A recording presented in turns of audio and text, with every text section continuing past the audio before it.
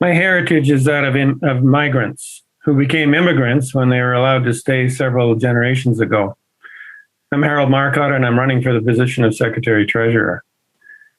My great-grandparents arrived in Canada uninvited by the people who belonged to the land, the Indigenous. The First Peoples welcomed them, and others like them to share in the richness of this land. My own grandparents came to this land as working poor for a better life for them and their children, knowing that they could stay and they would profit from their hard labor. Others arrived to this Turtle Island as slaves, while other immigrants were of a different class, the elite, the ruling class. With their thirst for profit and power, and supported by those early settlers, they robbed and abused those Indigenous people of the day, and that abuse continues unto this day by generations of the elite, while we as citizens continue to support them every time there's an election. They have made interlopers of all of us. The political elite thrive while we abandon the only remaining hope to end the misery of the Indigenous, the working poor, and finally the migrant laborers who are not deemed worthy to stay. I abhor a two-tier system and elites who exploit their own residents by lowballing them so they can go on to exploit the impoverished living conditions of the migrant workers.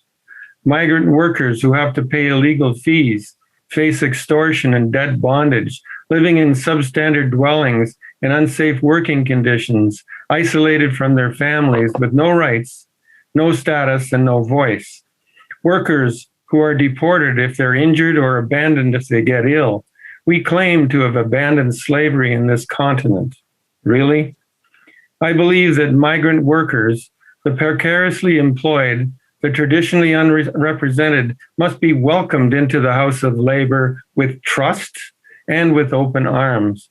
I believe that if someone is good enough to work here, they're good enough to stay here with their families, like my grandparents did, and be properly paid for the work of equal value, sharing in the benefits, health and safety, working and living conditions as everyone else.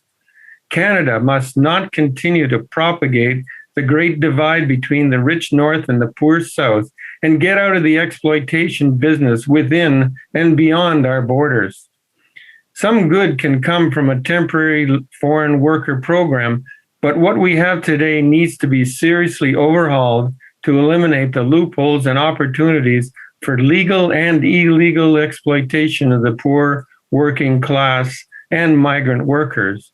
We in the House of Labor need to be united, to be powerful, and that's the first order of the day. We need to resume control of our own Labor Party and stop pandering to the elites. We need to join hands together in unity and march in the streets to stop the exploitation on both sides of the border. It's time for action. It's time for the Workers' Action Movement, and I thank you for your consideration.